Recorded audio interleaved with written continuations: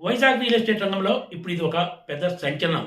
పైసా పెట్టుబడి పెట్టకుండా ఒక ముఖ్య నేత అత్యంత కీలకమైన ప్రాజెక్టులో ఏకంగా 10 ఎకరాలు కొట్టేశారు.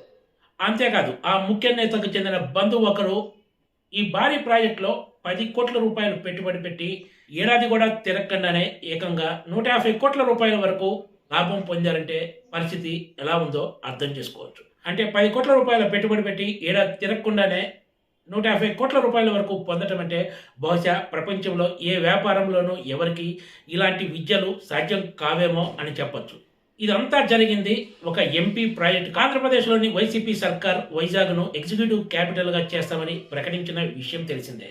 ఖచ్చితంగా ఇది జరిగి తీరుతుందంటూ కూడా పలుమార్లు ప్రకటించింది. కానీ సీన్ కట్ చేస్తే ఎన్నికలు వస్తున్నాయి కానీ ఇప్పటి వరకు ఈ విషయంలో అడుగు ముందుకు పడలేదు. ఇప్పటికే ఆంధ్రప్రదేశ్లో అభివృద్ధి చెందిన నగరం ఏదైనా ఉంది అంటే ఖచ్చితంగా అది వైజాగ్.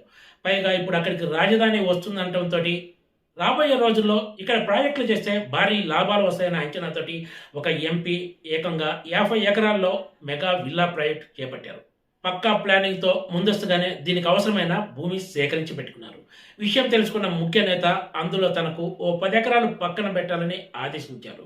అంతేకాదు దీనికి సంబంధించి ఎవరికి అది అప్పగించాలో కూడా మార్గనిర్దేశనం చేశారు. అక్కడితో ఆగారా అంటే అది కూడా లేదు. తన కుటుంబానికి అత్యంత సన్నిహితుడైన వ్యక్తిని అందులో పెట్టుబడి పేరుతో వాటాదారుగా చేర్చి అతి తక్కువ సమయంలోనే కోట్ల రూపాయల లాభం వచ్చేలా చేసి పెట్టారు. ఇదంతా కూడా కేవలం అనుమతుల కోసం రాయల్టీగా అంట. నామమాత్రపు పెట్టుబడి పెట్టిన వ్యక్తి తాను ప్రాజెక్ట్ నుంచి వైదొలుగుతానని చెప్పి తనకి ఎంత కావాలో కూడా ఆయనే డిసైడ్ చేశారు. సదరు విల్లా ప్రాజెక్టు చేపట్టిన ఎంపీ మారు మాట్లాడకుండా ఆ మొత్తం ఇచ్చేసి దండం పెట్టేశారు. అధికారం అండదండలతో ఇంతటి భారీ ప్రాజెక్టుకు, విలాసవంతమైన విల్లాల ప్రాజెక్టుకు అనుమతులు ఇచ్చినందుకు ఈ ప్రతిఫలం అన్నమాట. వైజాగ్లో విల్లా ప్రాజెక్టు చేపట్టిన ఎంపీ పరిస్థితి ఇలా ఉంటే ఇక మిగిలిన వాళ్ళ ఇబ్బందులు ఎలా ఉంటాయో ఊహించుకోవచ్చు అంటూ ఈ రంగానికి చెందిన వారు వ్యాఖ్యానిస్తున్నారు.